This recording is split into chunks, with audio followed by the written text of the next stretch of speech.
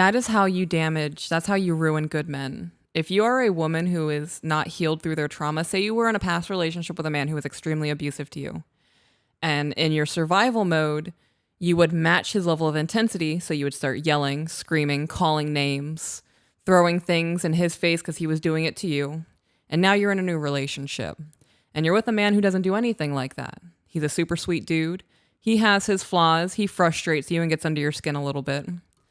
But once you enter fight or flight and you're triggered and you're living that scenario that you had with your ex, knowing that that is not your current partner, and you start throwing things in his face and calling him names and yelling at him and berating him because you can't control your emotions or resolve the trauma and the damage from somebody else, you are ruining that good man.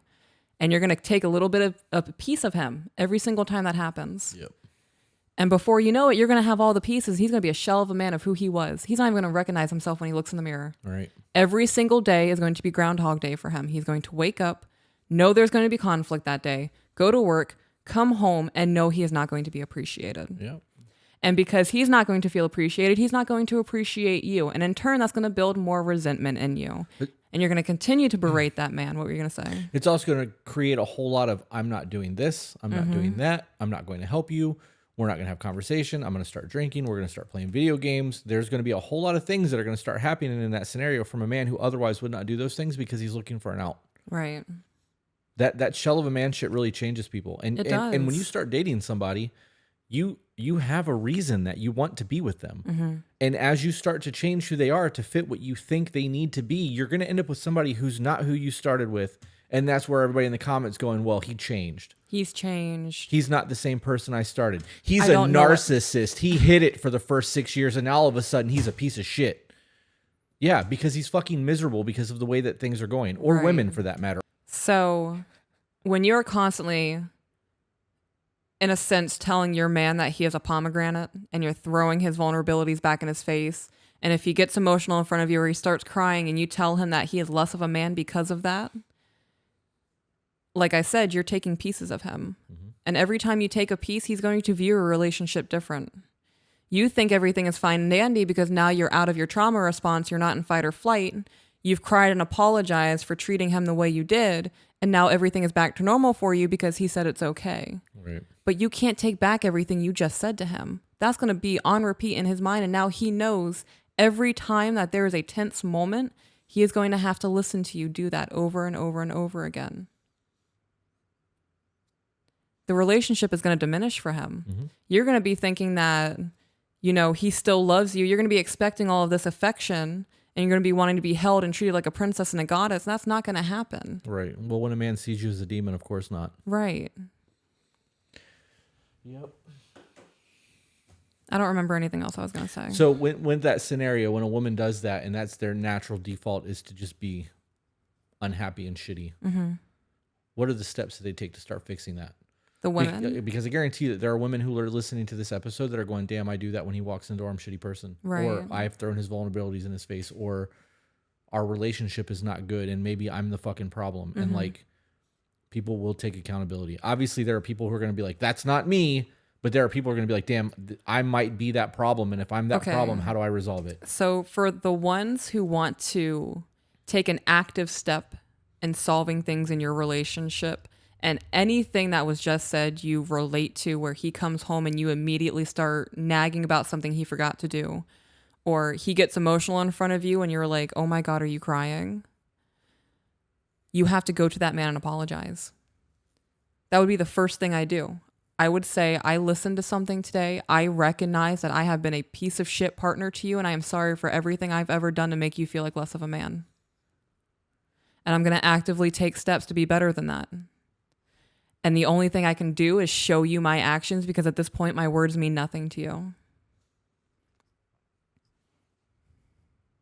That's heavy. That would be my first step. And I would finish it with, I hope that my actions do show you that, because I don't want to be a disappointment to you anymore. Ooh. I don't want to be a disappointment of a wife or of a girlfriend. That's a lot. You're going to have a very emotional man. Yeah.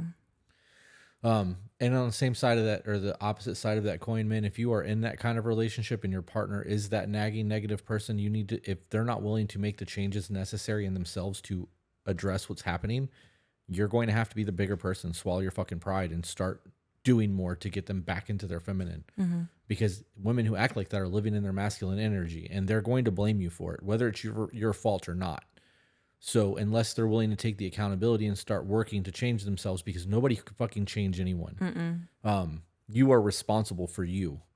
But if you have that partner and you start going above and beyond and you start trying to do more around the house, dancing, kissing, loving on them, holding their hand in the car, going on dates, and try to regain that intimacy, they may follow suit. And if they don't follow suit and you've put in all that effort, you know that you're not going to ever have your wife back. Your partner's never going to be that same person because you can't make them change. And in the same aspect of all of that, women maintain power of intimacy in the home. I can be as intimate as I want with you and try to get playtime and tell you I love you and that you're beautiful and you're a great mom and thank you for doing the dishes and you're amazing and everything I want, and do all the housework. And you could sit on the couch watching TV, playing on TikTok, eating fucking bonbons, and still not put out because you're tired. Right. Or emotionally exhausted, or whatever your excuse is, while I'm trying to do everything I can to regain the intimacy. And I can't push that because society says that you can't do that. You're not allowed to even try once they say no, because then you're coercing and you're, there's a whole fucking nonsense about all that too. And I call it nonsense because I truly believe that one of the duties that you have to your partner is sexual gratification. Yeah, I agree.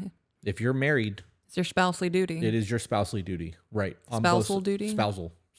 Spousely? Disposal? I don't know. I believe that. Yeah. It is your husband and wifely duties to make sure that your partner's needs are met. Not just sexually, but sexually is part of that. Right. I don't know. Okay, I have to think really, really hard now because you made me laugh and I had a point I wanted to make. See how good it is when you can make someone laugh? That's how men that look like me get women who look like that. You just have to be funny. Stop it. See? It's more than that, though.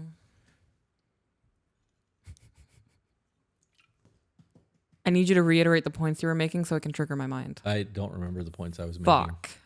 I started making jokes and that went out the window. Okay. We were talking about men and women. We were talking about intimacy and the way that women before hold all that of it. it was still on the men and woman thing. The men need to try to reclaim what they can in their house by making sure that women are not tired and exhausted while I got they're it back. eating bonbons. I got it back. Bonbons are fantastic. Oh my God, I just almost lost it again because of the bonbons. Okay, fuck, I did.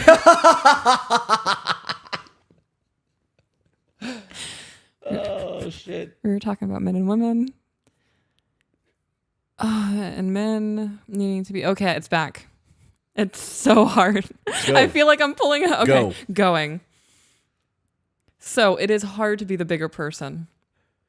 There are times we don't have a lot of disagreements or tis moments. It's always miscommunications, and we have to find ways to articulate ourselves so the other person can understand, and that gets frustrating. Yeah, it does. Because for each other, it just feels like you're saying the same point over and over again because we're hearing the same words mixed up. Right. And until we can just get there, it's frustrating. And if we're in the middle of a discussion and I'm like, okay, well, I'm going to go pick up lunch and we can cool off a little bit and try to figure out how to do this.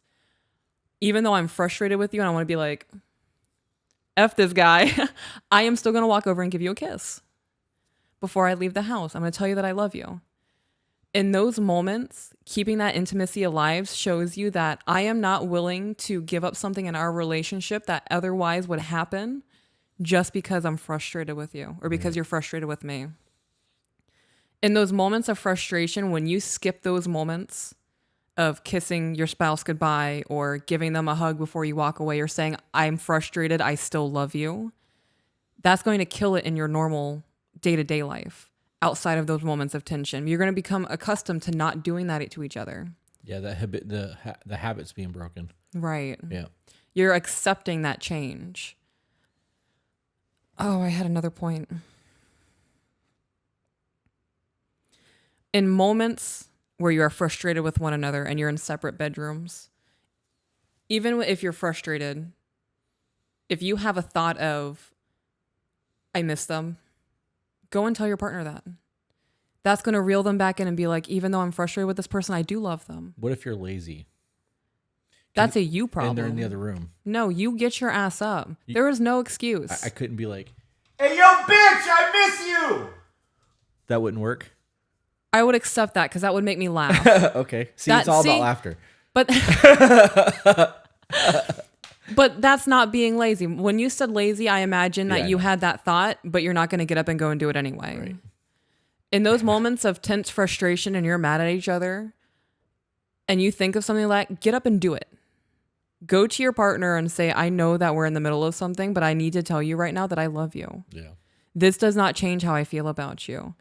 When we have moments of disagreement or whatever is happening and we're in separate rooms and I think about you, I get off my ass and I come to wherever you are. I'm like, what are you up to? Yeah. Are you feeling any better? Do you want to continue the conversation?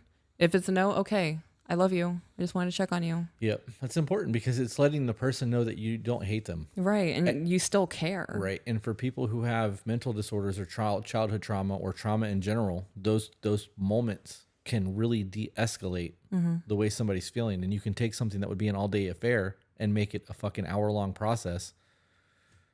We talked about it. Did we talk about it on an episode or was it on a live stream? I have no idea. We got to the point where like our first argument was very long. It was an all-day ordeal. And that was last one on the live stream. The last one we had was resolved in 15 minutes.